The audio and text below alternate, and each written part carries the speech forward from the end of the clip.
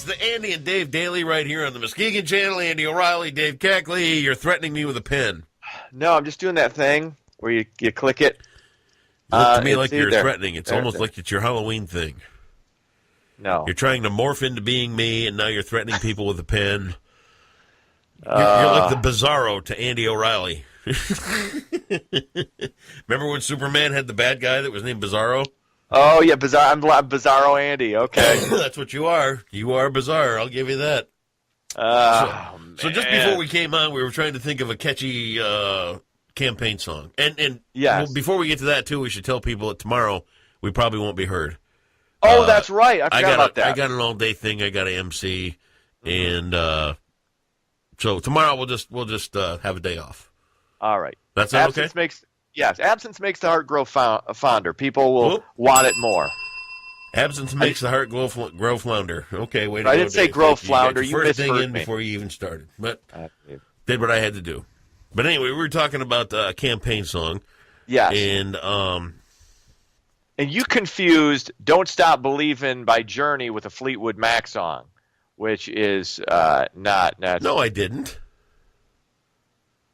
You know what? You know what could be? I'm thinking Bob Dylan. No. I'm thinking Bob Dylan.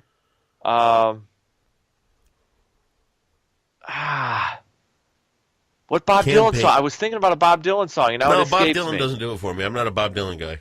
It doesn't matter. It's encapsulate your campaign. Yeah, but you got to be reflective of the candidate. And if I'm not a Bob Dylan guy, I can't really put on a Bob Dylan song. Everybody must get stoned. No, stop that. That's no way to talk. You got kids listening. Stop that. Well, the whole legalizing, I get that, marijuana but thing. The voters are going to take care of that already. We don't need to worry about that. Okay. And that's not everybody must get stoned. Here, there's a thing for you. Rainy day women, yeah, way to go. Like something in 35. Way to screw up that. How long were you in radio? But everybody knows it as everybody must get stoned. They don't know it as rainy day women. Everybody knew Happy Days as the Fonz. But you don't go around calling Happy Days the Fonz, do you? No, that's all right, not what then. So we're thinking campaign songs. Okay. It's got to be something with change in it. Changes. David Bowie changes. No. There you go. No, I can't go with that one. Why not? It's obvious. This is a tough one. This is serious stuff here. Campaign songs. I think David Bowie changes is perfect. No, I don't like that one. You're wrong. Run it by your campaign guy. Say, we got a meeting tonight at 5, so we'll find out. And by the way, I'll have you know, my campaign guy is a woman. Okay. I've got a female campaign manager. So you're making sure you're making sure she only makes 77 cents on the dollar, right? No. This one's worth every penny. Actually, she's a volunteer. She's a volunteer? Yeah. Well, that's perfect. You don't have to pay her. Well, we're going to figure out a way to pay her at some point. Right. I mean, she's worth her weight in gold. Well, I got 77 cents. But, I'll help you out. Campaign song. I'll mull it over. You start some news. Well, okay, you mull it over. Here's me thinking while you do some news. All right, let's get into it. Right. Hey, speaking of politics, Kid Rock has ended months of speculation about a possible Senate bid. No, I'm not running for Senate. The singer, whose real name is Robert Ritchie, had flirted for months about a possible Republican bid against Democrat Debbie Stabenow. In an interview with Howard Stern, Rock said that those who worked closely with him knew it wasn't happening. Rock said, quote, we just start going with it. Everyone gets their panties in a bunch. It was awesome. Yeah. So it was, he's got an album coming out. He's going to be he's got a tour. So it was just publicity for that. You and I kind of thought that was the case, but had he decided to become a serious candidate, he would have made people nervous. He would have made some people nervous, but And understandably so, but as a musician, he's going to make a lot more money. Yeah. Out on tour and selling records and all that other kind of stuff. And I will say this, of the political stuff, as much as I'm not kind of a Trump guy or anything like that, he kind of opened the door to non-traditional candidates. Exactly. And I'll be honest with you. When the Kid Rock thing came along and he, oh boy, because it was right about the time that I was ready to pop the news that I was going to make this run for the state house. I rethought.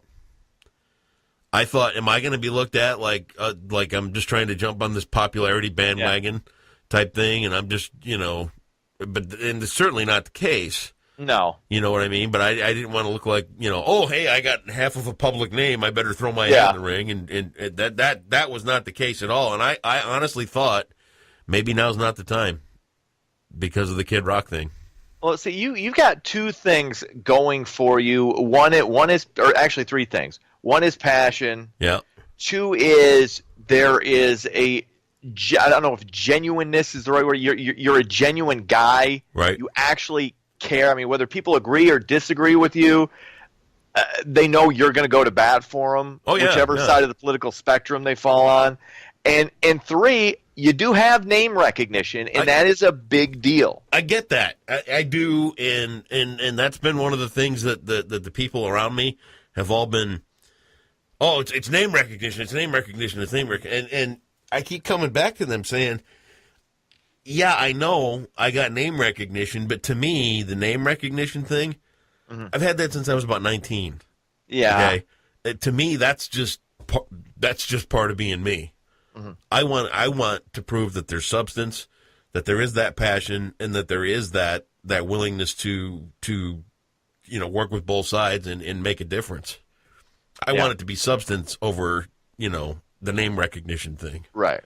You know what I mean? Right. That's my job over the next year. But I really did take a moment to pause about the whole when I heard Kid Rock thing was brewing. I'm like, oh boy, I don't want to get lumped in with that. Yeah. But hopefully that a year from now we'll see different. All right. I'm going to enjoy. I think this is going to be a fun ride. However it turns out, I think, like I said, you're a legit candidate. You got a good shot. However it turns out, you better start. Well, dude. I told you, these palms need greasing. I've already endorsed you, but you know what? If you want a more vociferous endorsement from me, I've just, like I said, my palms are a little dry. That's all I'm going to say. They're a little bit dry. Yeah, they are. Are you aware of the term kickback? Yeah. Okay. I've heard of that. Are you familiar with extortion? I don't know what you're talking about. The NAACP is warning black passengers to be careful when flying American Airlines. The group claims incidents suggest a corporate culture of racial insensitivity and possible racial bias. Quote, booking and boarding flights on the airline could subject them to disrespectful, discriminatory, or unsafe conditions. American Airlines, of course, denying these allegations. Apparently there was an incident in Atlanta a while back where a black woman and her infant were removed from the flight. Now, we don't know the circumstances surrounding it. There were a few other ones that they didn't get that weren't really specified. Obviously, it's something you look into whenever there are accusations like this. But what I don't understand is what would be American Airlines' reasoning? Right. I mean, if that's your business template, that's a terrible business template. That's why I don't know that I buy this. I think it's one of those things where people are ultra sensitive about things right now. I'm not saying it didn't happen. I'm not saying there's not reason to check this out, but I don't know what American Airlines would have to gain by discriminatory practices regarding how they deal with passengers on a flight. No. I don't know. I've looked more into it. All right, we'll see what happens.